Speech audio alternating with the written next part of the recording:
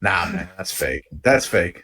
That's got to be fake. That's Key and Peele. Yeah. That's so fake. There's no way. And I'm going real. Texas Tech University.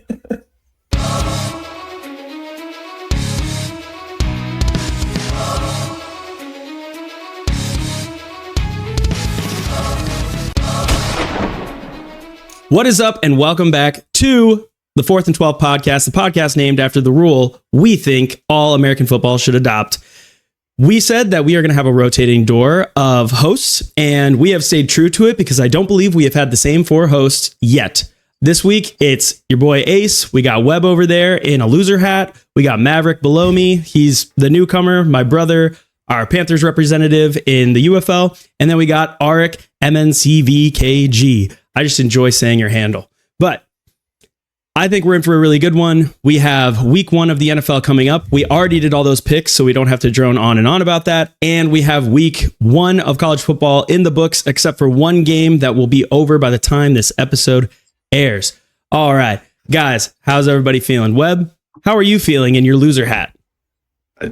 Absolutely terrible. Absolutely terrible. I just hope it's a week 1 was an opening of eyes for Mr. Dabo Sweeney. And if it's not, then it looks like we're just going to become South Carolina Gamecocks. So whatever. There you go. Maverick, how are you feeling?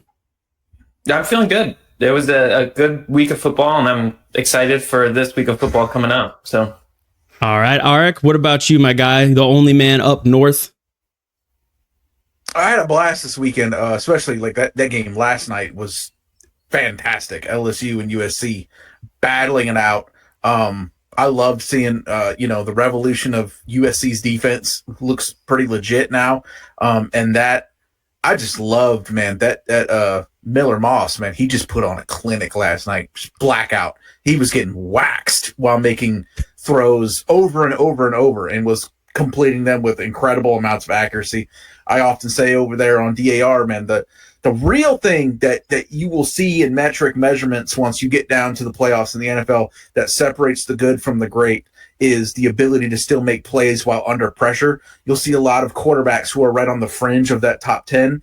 Some of them, their QBR or their depth of target, cuts in half when they get pressured. Like they will have a average QBR of something like 88, 89, and they under pressure it drops to in the 40s and in the 30s. So it's a huge delineation between what quarterbacks can make things happen when there's somebody in their face and which ones can't. And Miller Moss was out of control amazing last night doing that. So I loved watching that game last week. Loved having the first full weekend of football on my TV.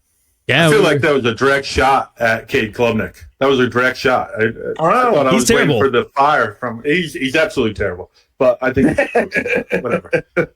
How Cade Klubnik and DJ Ugabooty keep getting quarterback starting jobs blows my mind. I just don't understand. How does Garrett Riley still have a job as an offensive coordinator? That's the question I got. The last 2 games he was against Georgia in the national championship with TCU. How many points did they score? Big 12 fans? I don't know. Not a bunch. 7, right? And then 3. So he scored 10 points in the last 2 games against the Georgia Bulldogs. Nice. I think it's a coaching problem. Not as much as I want to hate Cade Klubnik. It's a coaching problem. But all right. Well, before we get too into this, let's get into our first topic, and then we can get into these games. How about that? We'll talk about how much Cade Klubnik sucks. All right, so our first topic of the day is going to be conference talk after this weekend. There's a lot of people who are talking about it was the Power 5, but now with the Pac-12 falling apart, it's the Power 4 conferences. Some people, like myself, don't consider ACC a top conference, and I think it's a Power 3. So what do we see after this weekend? What do we think? Let's start with Arik. I mean, the Big Ten was 17-1, baby. So they're obviously still with it. The SEC came out there, laid a few butt whoopings. Almost said the first bad word of the pod. Laid a few butt whoopings, specifically on the ACC. I'm not exactly out on the ACC yet, but they are a little top heavy. As the only team that I really saw that was truly impressive that showed up for them was the Miami Hurricanes, who boy, that Florida situation, we were talking about it over there on the college football show over there on the other channel. Napier, you should probably pack up the office now, bro, because this ain't even the hard part of the schedule. And you guys got dog walked like that in your own stadium.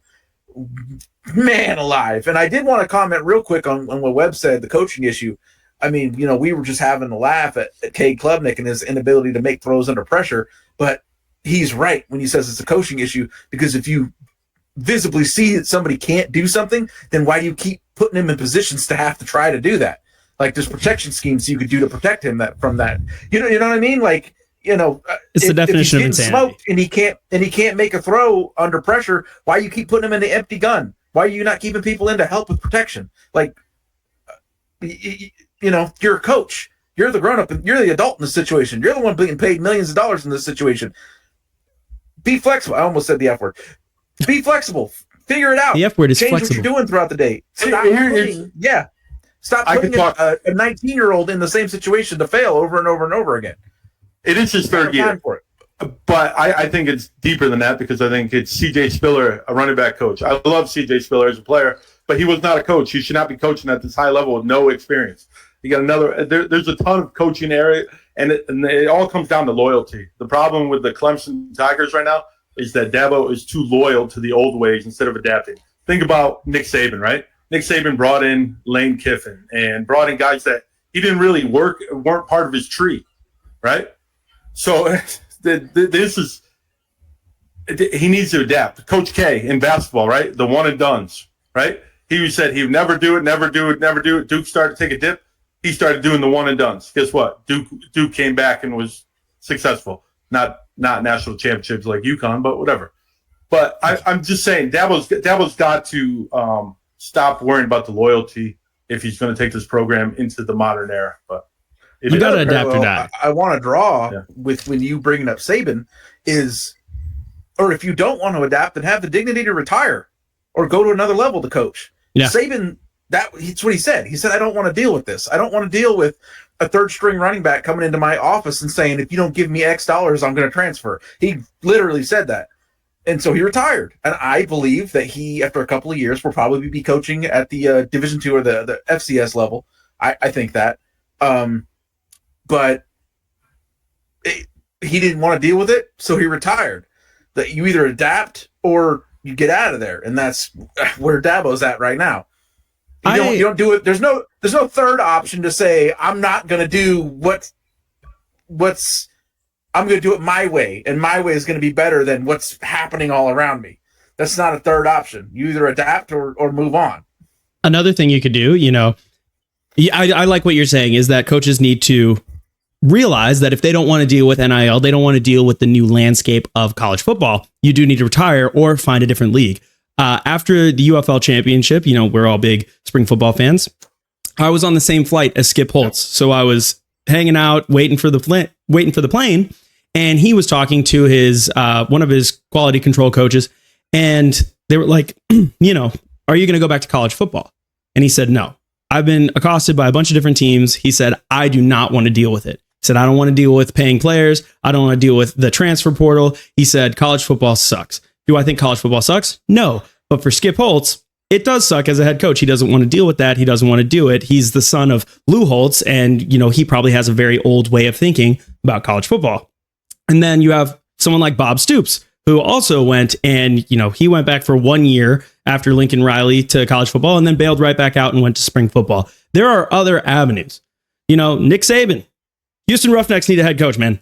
Come on, let's do it. You don't got to pay players. All the players get paid the same.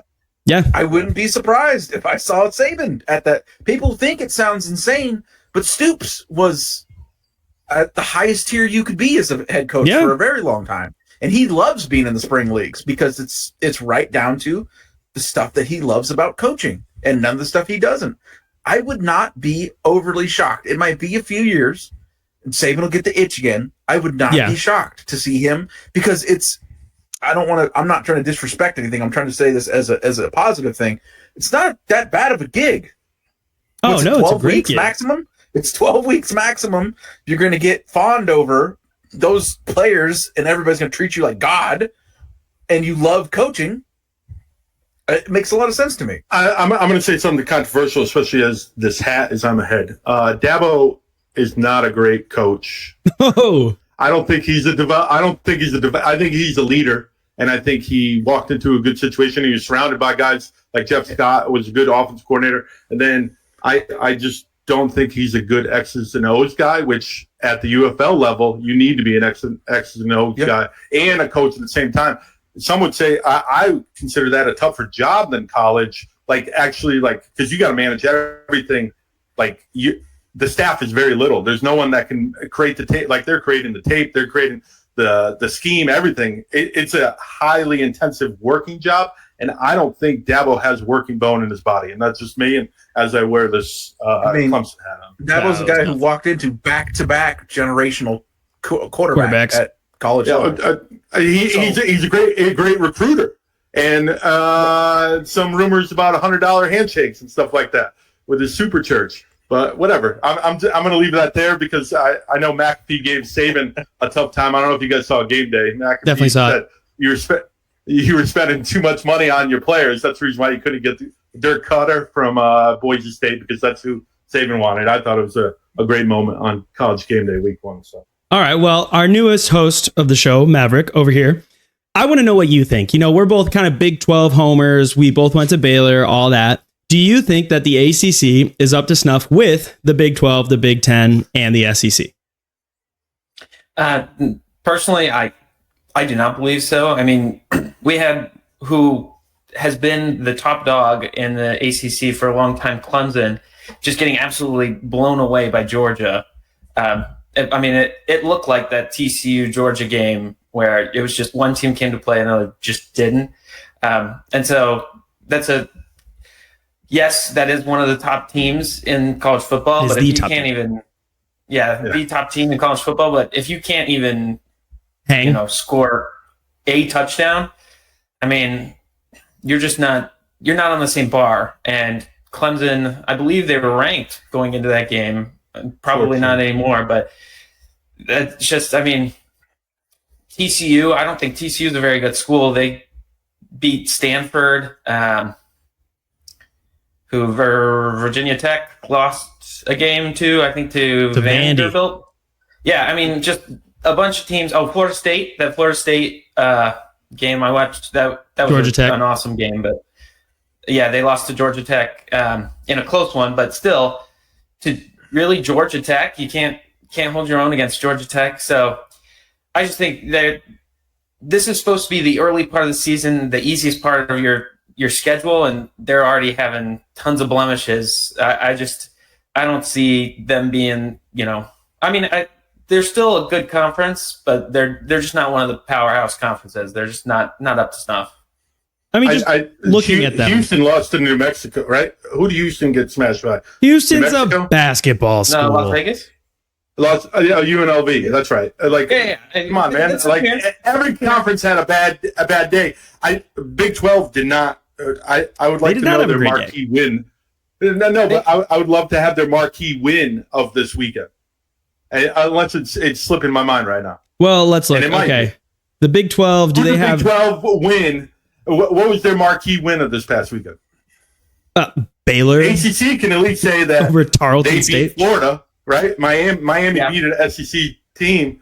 What does the Big 12 have? When you're playing Tarleton State, of course you're going to look great. A lot of them played some cupcakes, but they did come in, take care of business, minus Texas Tech. Texas Tech. They still got the W.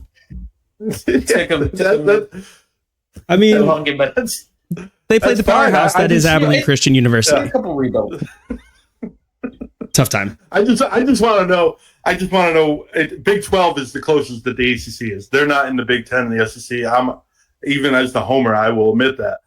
But you talk about they looked like a Big 12 offense, right? A Big 12 offense is overmatched against the SEC.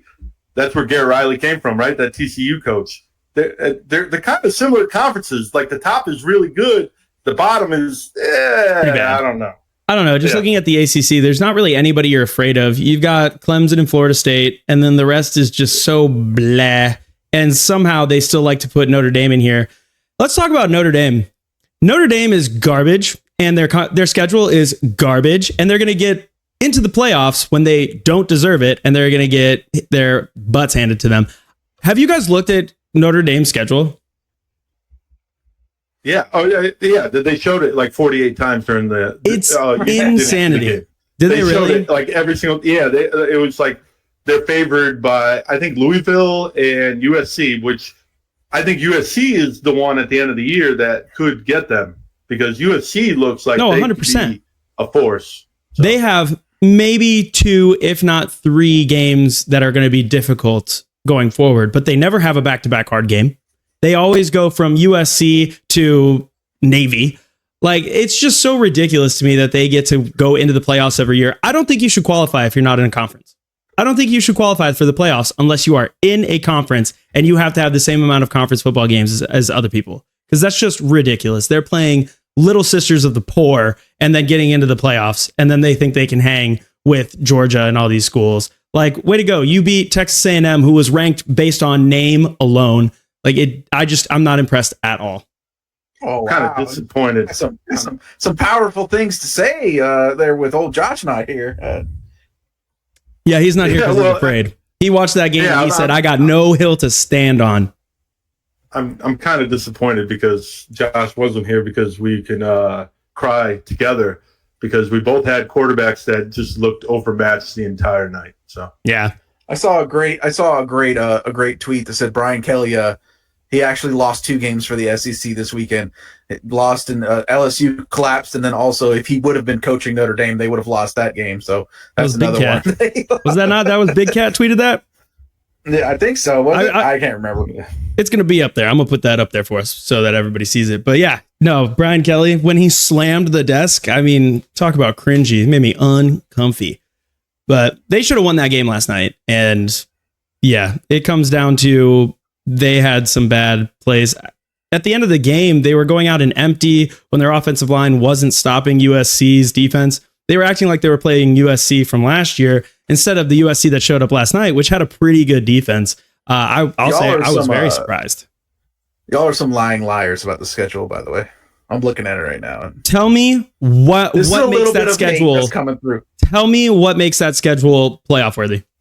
You tell me what any of these Bammer ass Big 12 teams are doing and with the rest of their schedule. At least they're in a conference. Oh, okay. So that's what you got to say. Okay. Yes. We can just move on about that. Then, they're at least they're conference games. What are you talking about? Louisville, Georgia Tech, Florida State. Georgia Tech beats Florida State and suddenly they make a strength of schedule good? Like, are you kidding me? It's, again, comparatively to some of these other conferences you're talking about. Tell me the difference between Georgia Tech and Baylor. Tell me the difference. Tell me the difference between Georgia Tech and Baylor. We could pass the ball. Not much. That's what I'm saying. There's not much. There's not much difference. And that's not a shot. That was just the first Big 12 team. Tell me the difference between TCU and Virginia Tech. There isn't much. Virginia. So they got at least three games against teams that'll be ranked, possibly one that'll be ranked pretty high. In USC, Florida State can still recover. And then that doesn't even put in Louisville and Georgia Tech. Yeah, whatever. I think it's okay. Let's move on. Okay, Webb, on the docket here, you have game picks. Let's sorry, it's Webb's game of the week is next. Yeah. It's Webb's game of the week. Fake. It is real or fake. Is it the title of the game? So explain the rules here. Obviously, we all know the Key Peele sketch from many years ago, where they introduced the players. Don't Diggle's Mulgoon, University of South Florida. Yeah, it was a great sketch. And with all the college football teams, you tend to find a lot of different names and funny names. I would say funny names because their parents had a sense of humor, I think, on some of them. So, about the disrespect from some people. So, yeah, it is what it is. You get a bonus point if you can name the school that the player goes to, if it's a real player. Miami. Cal, you ready? I'm ready. All right. Running back Cash Jones. Is it real or fake? Said Cash Jones? We'll start with Eric. Cash Jones. Eric, we'll start with you. I mean, I would think that you would have a good guess at this, wouldn't you there, Webb? Since Cash Jones was running all over the Clemson Tigers this last weekend. He is a running back for Georgia, Absolutely, yes. I'm going to say that he's real. Not that. Never mind. I'm not even going to. Maverick, I will what's your guess? I'm going to guess Key Peele. Just, I think he's playing the long game here. Drawing it out. No, I'm kidding. Of course, it's real. Cash Jones. All right. It's real. Tight end Rowdy Beers. Rowdy Beers. Maverick, we'll start with you. I'm going to go with Key Peele. You think that's fake? I think that's fake. Ace? Oh, man, that sounds real. I feel like I heard that name. That sounds real. Florida State? Florida State. All right, here, go to Ark. What you got? Rowdy Beers. God bless it, man. I know that that's a real person. Because I've seen this person. I've seen it before. But the transfer portal's so damn... I feel like when I heard it, he was at Nebraska, I want to say. He's not at Nebraska. He is a real tight end, and he scored this weekend for Florida International University. FIU. You'd have to look. I swear at one point he was at Nebraska or Rowdy Iowa Beers. State or something. The joke is going to be that all these names are 100% real. Be like Ice Cold McKinstry. TJ Juxon, running back. Real or fake? We'll start with Ace. That's fake. That one's fake. Move on. Eric? I have to go with fake because I've never heard that. Maverick? Was that a word that you said? It sounded like you just made a sound. TJ Juxon. TJ Juxon. Okay. Juxon. Okay. Can you spell that last name? It's Juckson. Juxon. It derives from the word juck and son. Jeff. Can you use that in a sentence? The word juck. I'm gonna. Use that in a sentence. You guys both went with fake. Both fake. Yeah. I'm gonna go with real. All right. So the point of this game is to see if Maverick can go 0 for the entire game because he is wrong again. Nice. All right. Quarterback mobility. Arik, you're up first.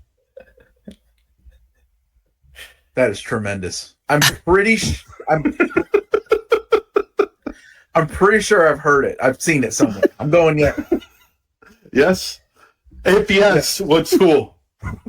Oh, I don't remember. So I don't remember, but I know that there is somebody with a name like that, but they're like super fat. They're not a corner. He said quarterback. Like a defensive tackle. Like a corner tackle. Yeah, that's awesome. It's amazing, but no. I'm gonna try and keep the streak alive and say that that's fake. Yeah, I'm going to say that's fake because I have to think about it. There's no way that someone's last name is Billity. That's not a real last name. That's fake. It's 100% true. And he's a quarterback for the Rice University. No way.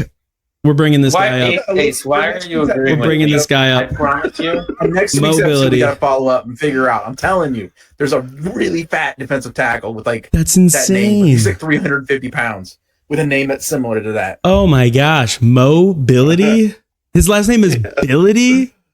That's insane. His first name, I want to say his first name really is Mohammed because it's M-O-H. It's not M-O, like M-O-E. You got me there. It's there. not the guy from The Simpsons. You got me there. All right. Flaming Mo. Defensive tackle, Definus Cutlery. Cutlery. Nah, man, that's fake. That's fake.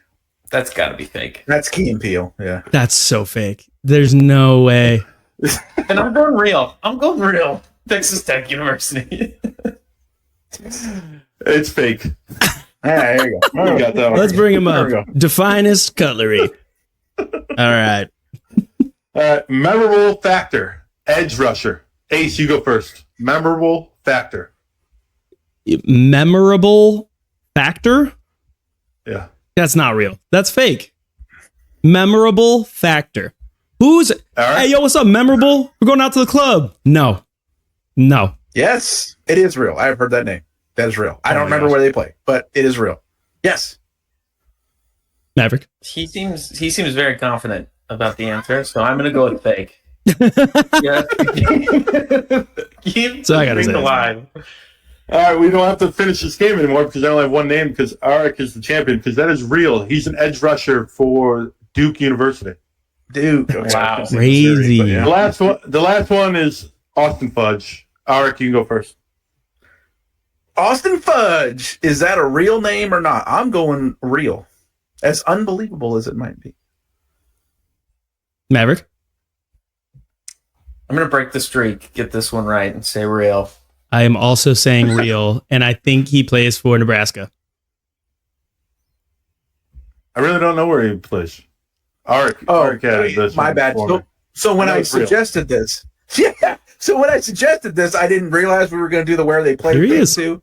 It was a feller who used to work for me, and I remember that name coming across my list, and I'm like, "Your name is Austin Fudge? That's a real name?" It was amazing. I just love that name, Old Austin Fudge. That's awesome. So Arik is the champion. Wow, he smoked us. Yeah. Man, That that was so was- close. Yeah, Maverick was right there. Close second. That was crazy. Some of those names are wild. Is there not a guy? I swear there's a dude named Ice Cold McKinstry, right? And Yes. he got like an NIL with No, an it's- air conditioning company. No, the coldest. The coldest, yes. The Kool-Aid coldest. McKinstry got drafted to the NFL. Kool-Aid Yeah. McKinstry. So I'm The coldest Crawford is a wide receiver The from coldest Louisiana Tech. there you go. His middle name is To Ever Do It. That's the coolest name I've Yes. ever heard in my life.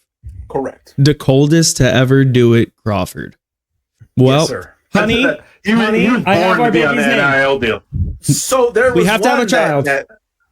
that was recently that would have been great for this. One of my favorite names of all time. He's in the NFL now. Smoke Monday was a real corner who played for Auburn. dude, how about Tremendous name. Tremendous. one of my all-time favorite names? And so we used to be in a Madden league. Maverick and I, we ran Madden leagues, and we would import draft classes. So people were going down the line to the point where you could draft people. This was Madden 21. You could download a 2025 draft class. And so one of our guys, he drafted a dude, and he was like, they're just making up names. This guy's not real. His name's Cavassier Smoke. Yes. That is a real human. And I was like, that's amazing. He played for Colorado. Yeah, he played for Colorado last year. Yep. And I was like, that's insane. I was like, there's no way there's a real man. And I looked it up. And then last year we watched him play at Colorado. Cavassier Smoke. I thought it was so funny. I knew about him another 4 years person. ago. Who I had to confront, who used to work for me. His name was Sterling Diamond. It was a real person. That was a real person's name. I said, that is ridiculous. Tell me right now that's What your was real his name? name? You liar. And he was like, no, it is my real name. Sterling Diamond. That's tough. Wow. I mean, fun It fact. was and he was My also brother-in-law's just the most name is the most, Jonathan Diamond. So, I mean, the most nondescript white fella you ever seen. Sterling His Diamond. name was Sterling Diamond. Let's go. Webb, I enjoyed that game. That was a good game. You're 2 for 2 on these games, man. I like the one with all the scandals and then the real or fake. That's awesome. That's awesome. All right. So next we're going into game picks. And because I was an absolute travesty last week and I made us sit here for an hour and a half while Josh became so inebriated he couldn't even see his screen because I made us pick every single NFL game. If you want to know who we think is going to win NFL games, watch the last episode. We're probably not going to talk about that this week. Webb, take us with game picks. Yeah, so first of all, I want to talk about maybe possibly doing a punishment for the person that finishes in last at the end of the year.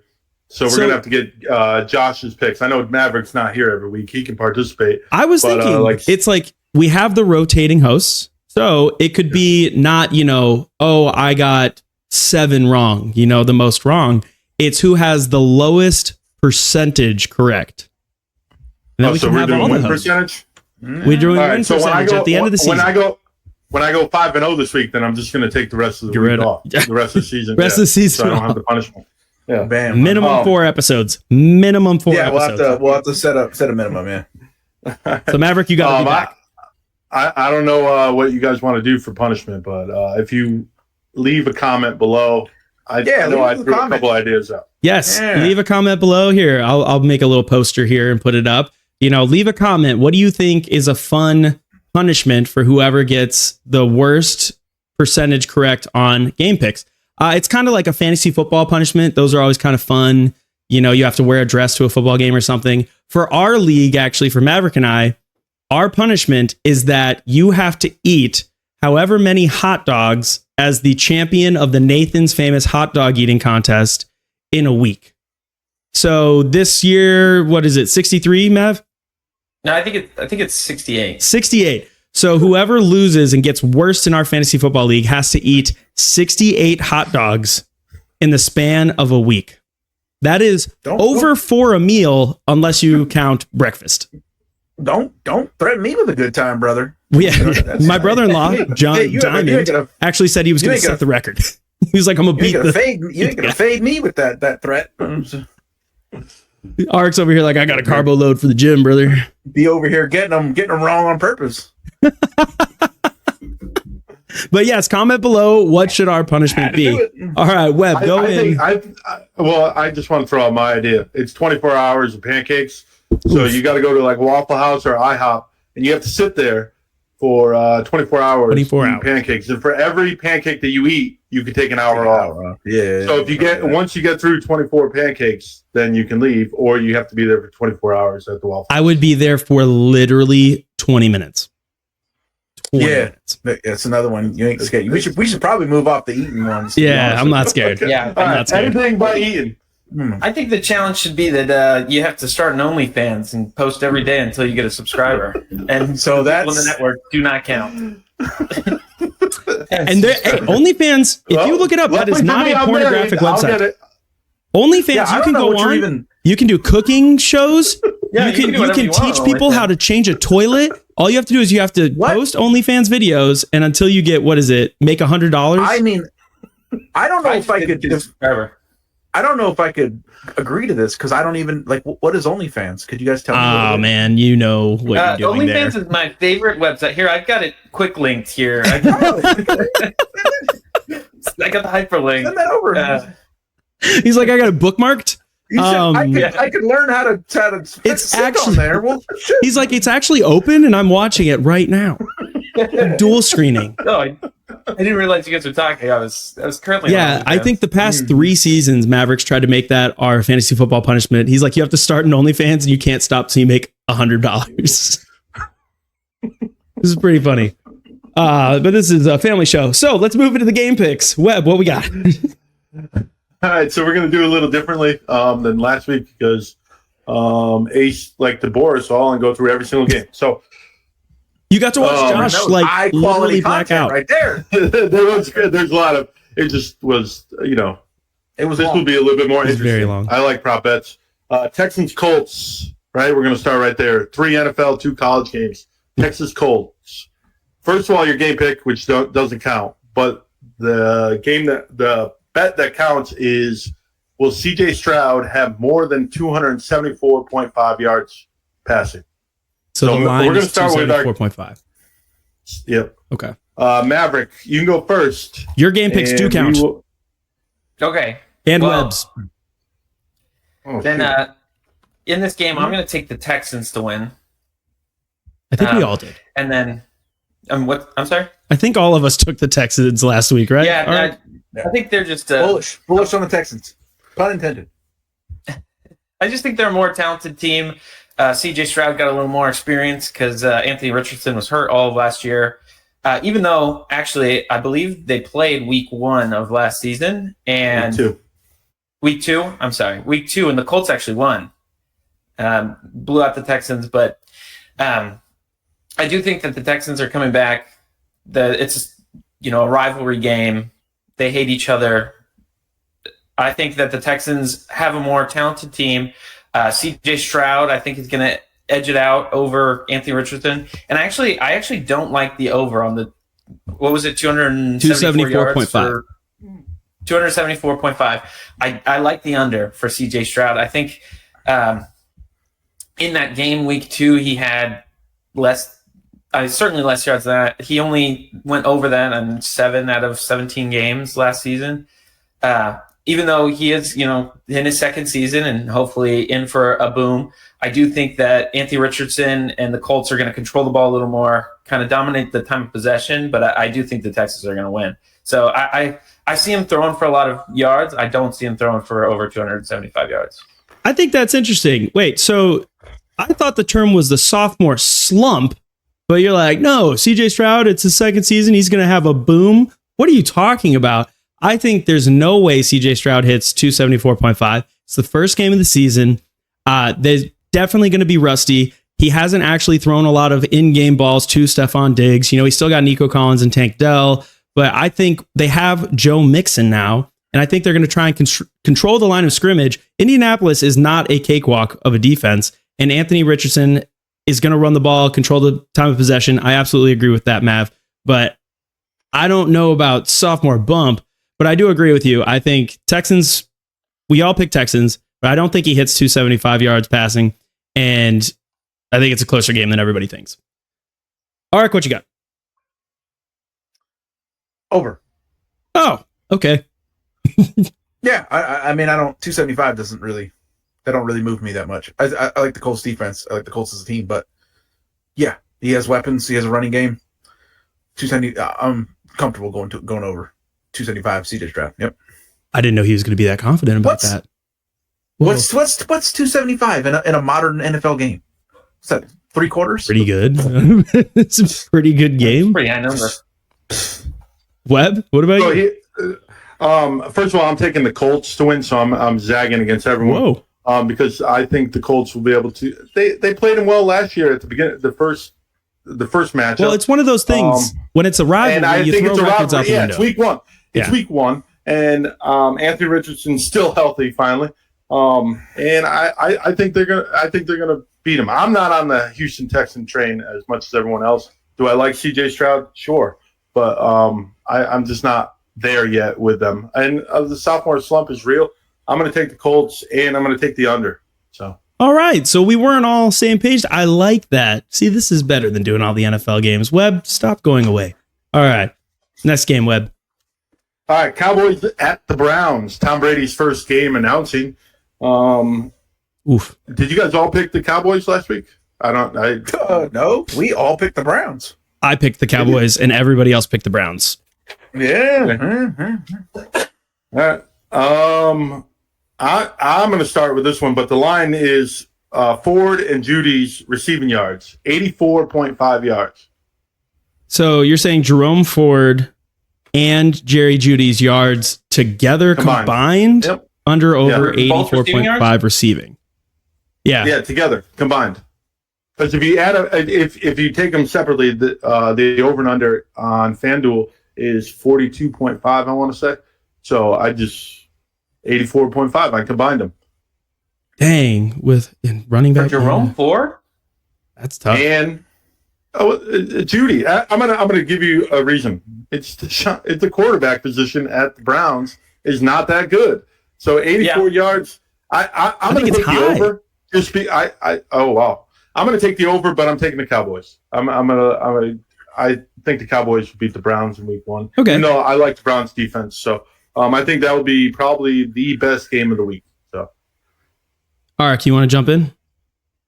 Oh, under. Multi-time sexual offender, Deshaun Watson, sucks. Jerry Jeudy is a bum and has been overrated since the day he walked into the NFL. Has never done anything to live up to any of the hype. And they got. I'm not a huge, and he's not even the top receiver. You still got a Murray Cooper over there. Mm-hmm. And he, Dallas is a decent secondary. So no, it's just going to be another year of why did Deshaun Watson overnight lose the ability to play football? Another year of Jerry Jeudy, here we go. This is going to be the year. Then he goes out there and gets 2 for 37. No. Man, they rubbed the ability to play football right out of him. Maverick, what do you say? Yeah, I completely agree. I think the addition of Jerry Jeudy, that was nice, by the way. The addition of Jerry Jeudy only helps Amari Cooper. He actually, at the end of the year, Amari Cooper and Deshaun Watson they actually did kind of have a pretty good connection. But the addition of Jerry Jeudy is just going to take a little attention away from Amari Cooper, which is going to only help him. And I don't see Jerry Jeudy. I think his line's like 40 yards. I don't see him going over that. And then I think there's even less of a chance of Jerome Ford getting 42 yards. I'm surprised his line is over 15 yards. So I like the under. I think there's zero chance they go anywhere near that figure. Yeah, I picked the Cowboys. I think the Cowboys will win, by the way. I picked the Cowboys. I know that the Browns have a great defense, but I think the Cowboys have a lot of firepower. The only thing they're kind of lacking, who's going to be their big running back, their running back one, but they don't run the ball that much anyway. So, you could put Deuce Vaughn back there and he can catch the ball to the backfield. So I still have the Cowboys winning, and the Ford Jeudy line, I got to go under. I just don't believe in it. I think Jerry Jeudy has bricks for hands. I don't know. I don't see the Browns airing it out week 1. I just don't see that happening. So I'm saying under. Fair enough. Next game, Rams and Lions. Did you say you're under over on the Jeudy Ford? Under. Yeah, he said over. I also thought he said over. Whatever, just play I don't even care. Whatever. It doesn't make it. I wrote under. If I said over, then I wrote under. Pretty sure for my show over. Notes. But if I said over, then I'll just go with it. I'll roll with it. Whatever. All right. Maybe I'll zag. Rams Lions. Lions. The Matt Staff.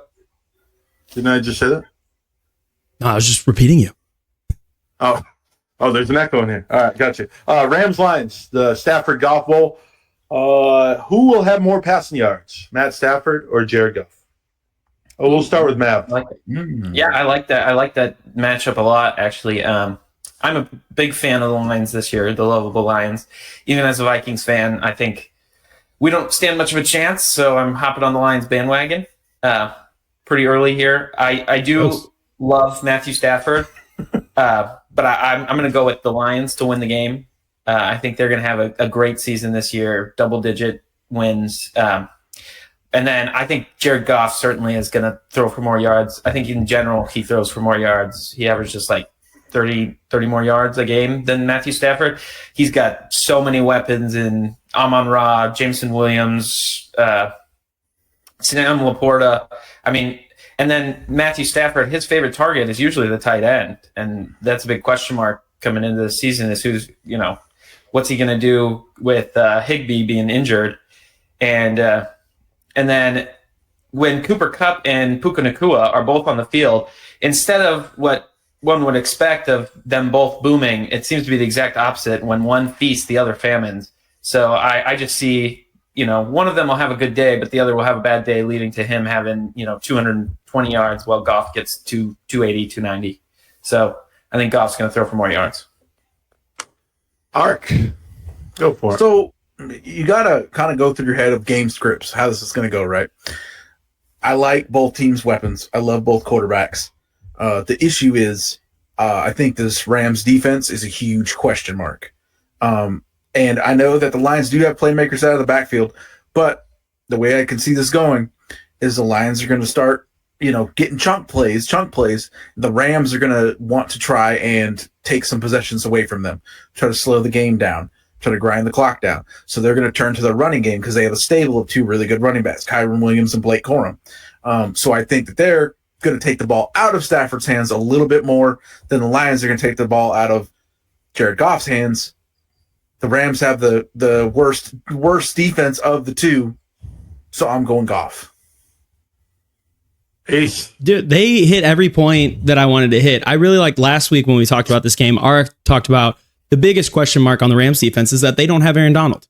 And what are they going to do when they don't have that guy taking a double team, disrupting the pocket every play? And I think he's absolutely right. Then they traded their top linebacker as well. Yes. So I think that they're not going to get much pressure. I think that the Lions offensive line is only getting better. Penei Sewell, love that dude. Love the whole family. Cousin of Puka Nacua. But I think that Ark's absolutely right with the way that the game script's kind of going to go. And I think Maverick is right with the fact that Stafford averages less yards per game than Goff. And I don't think that's going to change this game. So I'm going, Goff is getting more more passing yards, and then last week I picked the Lions. Maybe. I'm taking the Lions, and I'm going to go with Stafford as more passing yards. And the only reason why I think the Lions are going to get to a big lead, and they're going to run the ball a little bit more, and Stafford it'll be close. Has to air it out. I think historically, I'm looking at it. It's 260 to 272 when these two teams match with these quarterbacks, and so it's close. And I think Stafford will just has to air it out more, and just has a few more yards. I think it's just going to be close in production, but the Lions win. Okay. All right. What's your next game? On to the college. The biggest game in college is at the Big House, and it's Texas at Michigan. Texas is getting 3.5 points. Maverick, as a Big 12 fan, are you going for the former Big 12 team? They're not there anymore. Or it's SEC Big 10. This is a big matchup. Who you so you're saying giving 3.5? Explain that line. Are you talking spread? They're favored. Texas is giving 3.5 to Michigan. Yes, so we're talking straight score spread. No, not individual stats. Okay. So and it's in Michigan, so that's kind Texas of a big deal. Texas is favored by 3.5. Okay. Yeah. Yeah, and I hate Texas. I'll say it. I'm not a Texas fan. I'm also not much of a Michigan fan, so I can be completely unbiased in my opinion. I agree with the line. I think Texas is going to win this one, even though it is in the Big House, and that is a pretty dominant advantage for Michigan and their home field advantage. But Texas is in the SEC, which is likely going to be the best conference in football. They're one of the most. They brought back the most starters out of any team in the SEC. So they've got one of the most experienced. I think only one of their offensive linemen and I think one of their defense linemen left. Everyone else returned. So they've got a lot of experience in their lineup. Michigan lost key pieces in their quarterback. They lost their running back. They lost wide receivers. They lost most of their own line, a bunch of their defense. I just see it's still early in the season. These guys are unexperienced. I see Texas taking this one. Art. You taking Texas or you taking Michigan? Oh, I'm very comfortable with Texas, and I'm very comfortable with them covering. I think Texas is going to dog walk Michigan for all the reasons that he just laid out. Lost their coach, lost a lot of their O-line, they just lost a ton of players off the offensive line. Over on DAR Sports Media, my home media page, we do our college football show. I was very confused as to why Washington was completely left out and Michigan was in the top 10. And I was told, well, that's because Washington lost their coach and they lost all their players. Michigan lost their coach and they lost all their players. So what are we talking about here? Well, we're going to be finding out this weekend because Texas is going to stomp them out with all of those new players in the new coaching regime. I like Michigan as a late riser in the season. Hopefully as this whole thing gels. But right now, after what I saw, those two teams comparatively put on last week, Texas, what they did to Colorado State, and Michigan, the game with Fresno State, no, Texas is going to go in there and handle business. Peace. Yeah. Art brought up my biggest point that I was going to say, and I'm a huge Texas hater. I absolutely horns down 100% of the time, but Texas came in and obliterated Colorado State 52-0. And then Michigan had a close game with Fresno State until the end where they pulled off and only had a 20-point win, 30-10. That's just not very impressive. And when you're coming off of, a national championship, you're coming off of losing your head coach and a lot of controversy with Connor Stallions and all that stuff. You're losing a lot of players. I don't even know if they're a late riser. I think the whole culture is changing over there and they have to figure out what they're going to do with it. And I don't think Michigan is going to be near as dominant. And I think the Big Ten is kind of going to roll them. They have some big players now with Oregon and these other schools joining. I think Michigan is about to fall off. So I love that line. If I was able to bet here in Texas, I'd probably hit that line. Say that they are going to cover the spread. They are going to win by more than 3.5 points. Texas over in the Big House. They're going to leave, and it's going to be the quiet house. Is what it's going to be. I kind of wish we had Josh on here because I'd love to hear his. If he hates you. I know, but if his fanhood would overtake like the brain, because this is the obvious, right? Michigan's home, right? Michigan's home. So like, and correct me if I don't live in a state that's gambling legal either.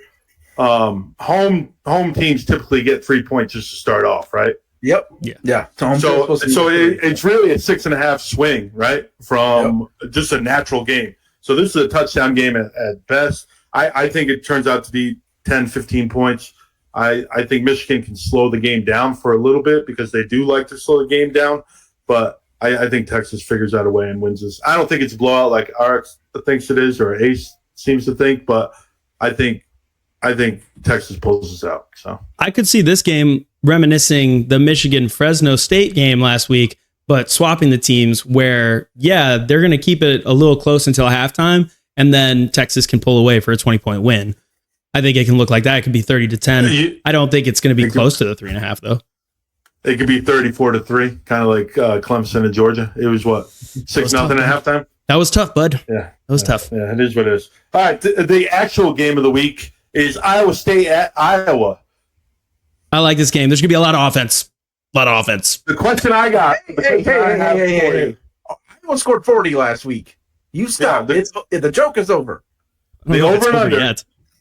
The over and under is 35.5 between this with these teams. That's Hear me out. UFL low. Hold on. So 2018, this game was 13-3.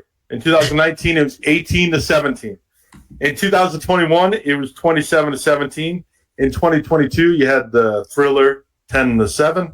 And then last year, it was 20-13. So 35.5 has only been beaten once out of the last 5 times. Didn't Iowa have a game towards the end of, I know they did because we talked about it on DAR. I just can't remember what it was.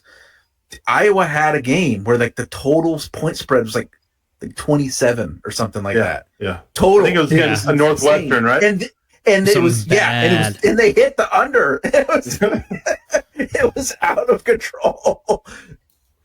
So we'll start with Maverick.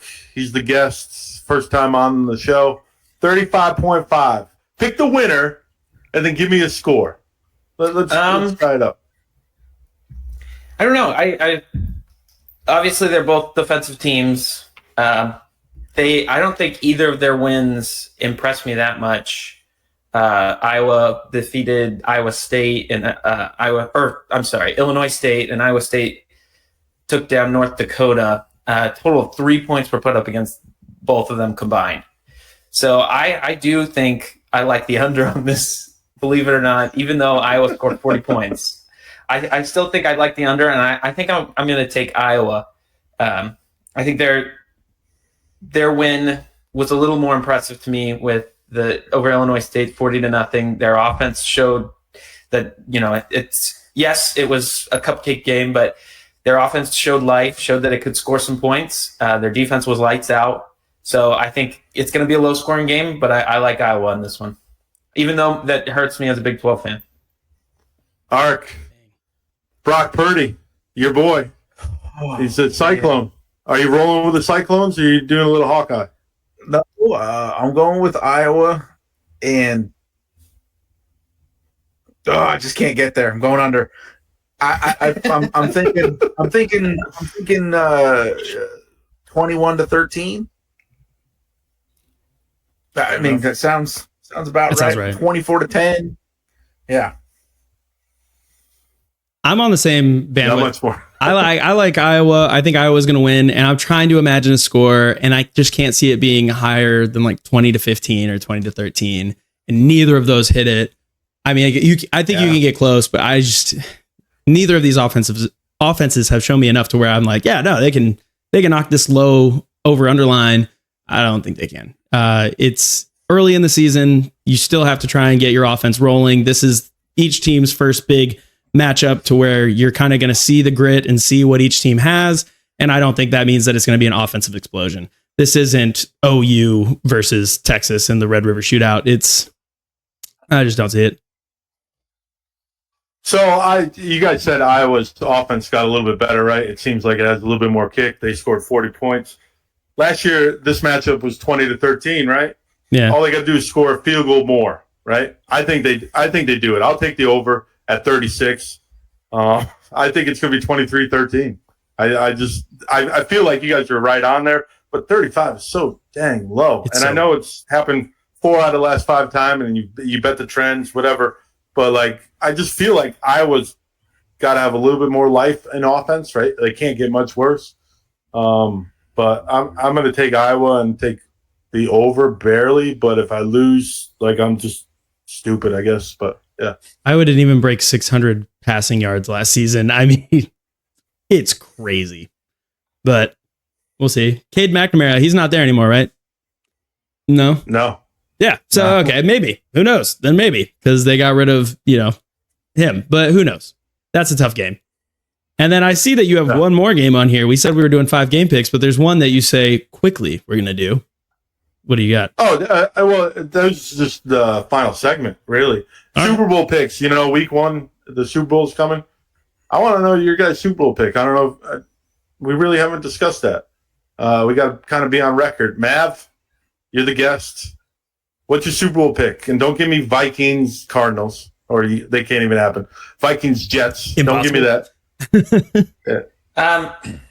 I don't know. I haven't thought about it much so far. I know Super Bowl's right around the corner, but I would say you're saying the matchup or who would win? Yeah, the matchup. The matchup. I'm kind of expecting a. Obviously, I'm on the Lions bandwagon, so I'm hoping the Lions go the distance. Love to see them win a Super Bowl before the Vikings start their dynasty. But so I think in the NFC, I'd like to see the Lions. In the AFC, I'm kind of expecting the Ravens. I think Lamar Jackson, Derrick Henry. They're Derrick Henry. They showed last year that they're still seasoned in the playoffs. They blew out the Texans. Put on a little show, gave the Chiefs, I believe, a run for their money. So I'm expecting Lions, Ravens, and I'd like to see the Lions win. But, it's inevitable the Chiefs will be in there. So we'll see, especially with all their new wide receivers. Who wants to go next? Well, I might as well go because this is the hard part about having your brother on the show, that we have the exact same pick. I was going to say Lions, Ravens as well, and I think that the Lions are going to edge them out. Oh boy, same exact. Ark. He's going to say gonna go with some more memes and say I am ready to get hurt again. 49ers Chiefs. I think it's going to be a rematch. I think both teams got better, and the main competitors to them did not get better. The Lions did throw a lot of assets at their secondary, but a lot of them are unproven. And in the end, I just, if you can't beat a team when you've got them down, what was it, by 28? I think that's going to be in your head. The Lions are very much in the you got to show the Missouri, category. You got to show me.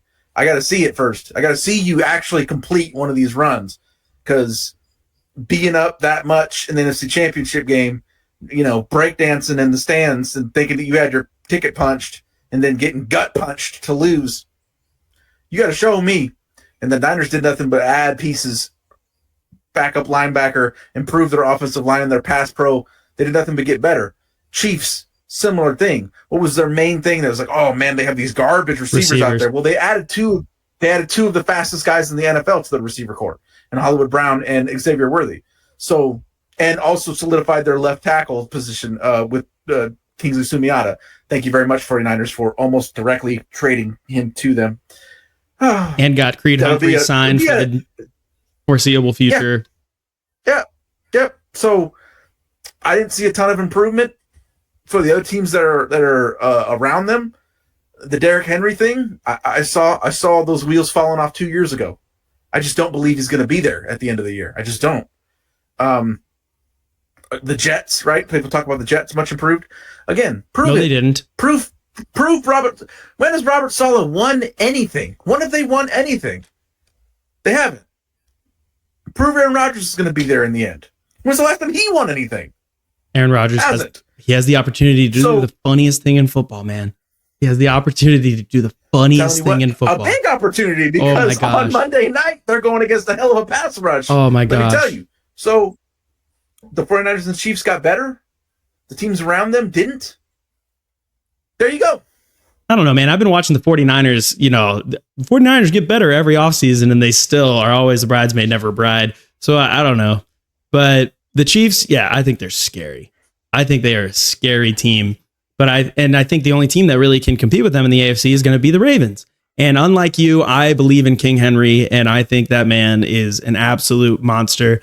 And I don't think that they have to rely on him as much as the Titans did. And I think that was a big part of why Derrick Henry kept getting hurt, was that he was their workhorse and they worked him until he couldn't work anymore. And I don't think that's the case anymore now that he's in Baltimore. So I still think I give them a slight edge. I think they're just a little meaner. Yeah, I think his longevity is going to be improved upon because Lamar Jackson's going to be taking, pulling 13, 14 of his runs every game, to either pull it and quick RPO, throw out, or take it for a long run. So, see, this is why having your brother on the show. Yeah, they just won't. They won't need him as much as the Titans absolutely pounded the rock. Yeah, I agree. Webb, who you got? I got the Chiefs because I don't think there's a team in the AFC that can match with them. I know you guys love the Ravens, and I respect that, but I just don't want to see the Chiefs. Chiefs. Until Lamar and the Ravens do it in the playoffs, I just don't trust them. In the NFC, the toughest thing for a Super Bowl loser is to repeat, and I think the 49ers are going to be close, but I'm going to go with the Eagles. Ooh. Because I think if Saquon stays healthy, I think outside of, yes, they had a culture problem, but I think he made the changes, and I think the Eagles with Jalen Hurts will be able to win the NFC. I think the NFC is kind of wide open if you take the Niners off. I think there's a lot of equal teams. And I just think the Niners are going to take a step back just because Super Bowl losers do that. They do. It doesn't make a difference. I think the NFC is going to be more fun to watch in general. Who do you think made the necessary changes? The guy who the culture. I was about to say, how is the culture problem fixed when the culture problem is their douchebag head coach? I don't think he's that bad. I don't think he's that bad. I think it's a Philly thing. You want to understand? It don't matter. With all due respect, it don't matter what you, me, or anybody else thinks. It matters what the people in that building think. It's the fact that his quarterback doesn't like him. That there's an issue. If that team does not get off to an undefeated start, it's going to get real weird, real fast up there. AJ Brown is not a quiet guy. I love the addition of Vic Fangio, but I just. Oh, I'm swinging for the fences. 100%. I'm swinging to the fences. Last year. You think that team is beating the 49ers after what they did? I love the addition. I love the addition of Saquon. I really love do. the addition of Saquon. I love the addition. I do too. And I think also playing in a division with the Giants and the Commanders, they can kind of get things right? Because I think both those teams are easy wins, and they're kind of backloaded. And they got 5 wins right there, and I think they have an easier schedule than most. And I think they're doing fun. Over-under stuff. Yeah, here we go. I want to bring this up because we were heated about this over on DAR. I think this is ridiculous. But our guy Tay over there, our young guy, told us that Saquon Barkley would be under 1,200 total yards and 8 touchdowns. No. I said I will take that bet all day, every day. Total yards and total touchdowns. No, I heard you. 1,208. Absolutely insane. Yeah. He's going over. Even DeAndre Swift almost hit those stats, and he's not Saquon. I mean, come on. I understand you believe that Jalen Hurts is going to be taking away goal line touches, right? Because they do the tush push and all that. But who knows if it works as well without Jason Kelce? But they love to use rail routes. They love to use halfback rail, halfback screens, and that's one of Saquon's the passing game too. Yeah. Saquon is still going to be very useful. What do you think, Webb, on that over-under? That's ridiculous to think that he's only going to have that many. There's a reason you said he's the young guy on your show. He's hopeful. He's hopeful. To go back, go back to the Eagles. I think Kellen Moore is an upgrade. I do on the offensive side. I know the Cowboy fans are going to be like, yeah, right. Would have been tough to get Vic Fangio. I like Kellen Moore. I think Vic Fangio is a great upgrade for the defensive coordinator. I think there has been changes with Saquon and everything. I don't think they're that far off. They were the best team in the NFL. They were considered one of the better teams in the NFL last year until that losing streak. So, yes, they do have to start off fast or it's going to get messy. So, the coordinator thing, you're right, but it's also could be a double-edged sword. Because if things start to get weird and you're looking at this guy that nobody likes in Sirianni, you look to his left and you look to his right and you're saying, hey, those are two guys who could be head coaches, who have been interim coaches before, who people like to play for and respect. That could add easier for them to get rid of him. To the silliness in the back. I'm just saying. I like Kellen Moore. I think he got a lot of hate. It's hard to do anything with the Cowboys fan base and not get hate. I mean, Tony Romo was great for years, and they despised the man. He ain't worse than Brian Johnson. Yeah, I mean, Kellen Moore, I personally, back before we got Kevin O'Connell in the Vikings, I wanted the defensive coordinator for the 49ers. What was his name, Mark? Which one? He was up for like a bunch of head coaching jobs. D'Amico Ryans, Robert Saleh. D'Amico Ryans. So I wanted D'Amico Ryans, and then I wanted them to bring in Kellen Moore as an offensive coordinator for the Vikings. And then when they got, KOC and stuff, like I was on board. But I think Kellen Moore gets way more hate than he ever deserves. I've liked him ever since he came out, and he's worked his butt off since he played at Boise State. And I think he's a great football mind. Cowboys fans just kind of suck. So there you go. Want to make sure I heard a fan base before we end the show. All right. Anything else that we got? Oh, I'm good. That's it. Mav, Mav, thank you for joining us. Maverick, thank you for having me. This was a blast. It's good to see you every so often out here in the wild world of podcasting. It's always fun to have someone on the show that I know is absolutely going to agree with like everything that I say, because we think the same way when it comes to football. So that's a fun time. Yeah. It sucks to be in a fantasy football league with him, though. Always taking the same picks, always sniping each other. But this has been a great time. I cannot wait to see what four show up for the next episode. It seems like it's never who I think it's going to be. This has been episode 3 of the 4th and 12 podcast. Make sure you like, comment, subscribe. Tell us what punishment you think we should have after all our game picks at the end of the season. And we will see you next time. Go Niners. Hey guys, thank you so much for watching the UFM United Football Media. If you like that, please make sure to like and subscribe. Also, if you want more videos, you can check them out on our channel over here. The best one for you is right here. And then if you liked mine, the rest of my playlist is right here. Thank you guys, and I hope to see you next time.